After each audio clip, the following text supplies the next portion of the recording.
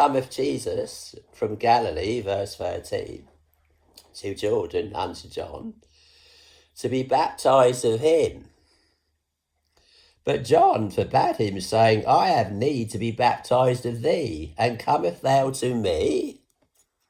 So here's Jesus. He's actually 30 years old here. And he lived as an ordinary man for 30 years.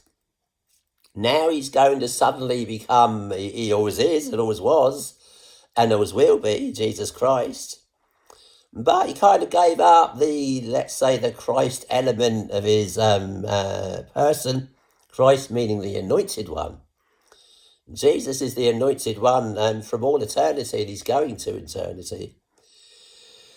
So here he is, he comes to earth, he kind of gives up the, in this sense, kind of gives up the anointed aspect of who Jesus Christ is. And now he's going to suddenly become a literal kind of Jesus Christ in a human sense. So the Word was actually made flesh, he became as one of us. Often, of course, we're born into this world, and many of us, unlike John the Baptist, he was baptized with the Holy Ghost from his birth. Many of us, of course, live ordinary lives. If suddenly something happens to us and we change, we suddenly have our eyes open to the spiritual and we change. We ask Jesus into our heart and we change.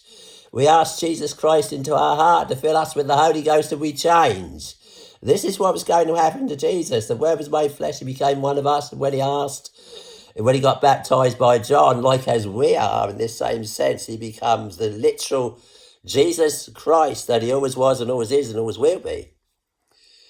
But John forbade him, so then cometh Jesus from Galilee to Jordan unto John to be baptized. But John forbade him, saying, I have need to be baptized of thee, and comest thou to me? And Jesus answered, said unto him, suffer it to be so now, for thus it becometh us to fulfill all righteousness. Then he suffered him. So Jesus then is baptized by John. And what it means is Jesus was going to be submerged into the water to show us, to show John, that he indeed is the Christ. That he indeed is the one that's going to die and go down to the underworld of Hades, like as humans die and go down to the underworld of Hades if they reject Jesus Christ. But Jesus was going to take a punishment for us and go in this same sense, the underworld of Hades being typically called hell, but it's actually the word for hell, often in the Bible, was originally Hades. So people die here without God and they go to the underworld of Hades without God. So Jesus was going to take this upon himself and go to the underworld of Hades on our behalf without God.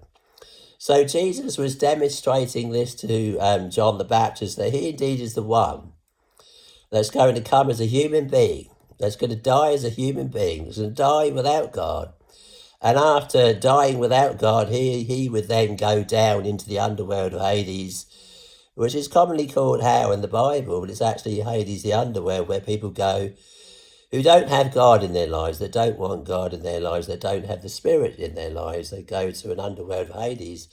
Jesus taking this upon himself to show he was going to take a punishment for mankind. And then if people come to Jesus and ask Jesus for forgiveness and turn away from the darkness, then they won't necessarily have to die. They won't, in fact, have to die without God and go to Hades. This is what Jesus is demonstrating here. So then he suffered him, and Jesus, when he was baptized, went up straightway out of the water, and lo, the heavens were opened unto him, and he saw the Spirit of God descending like a dove and lighting upon him.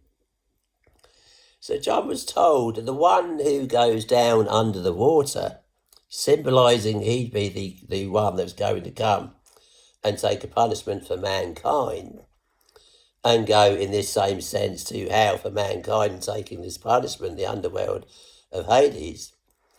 This would be the one who's going to come and in this same sense die for the sins of mankind and take a punishment for mankind. Part of that punishment, dying without God and going to Hades. This would be the one if we believe in him and ask Jesus into our hearts. He will baptize us with the Holy Ghost and with fire.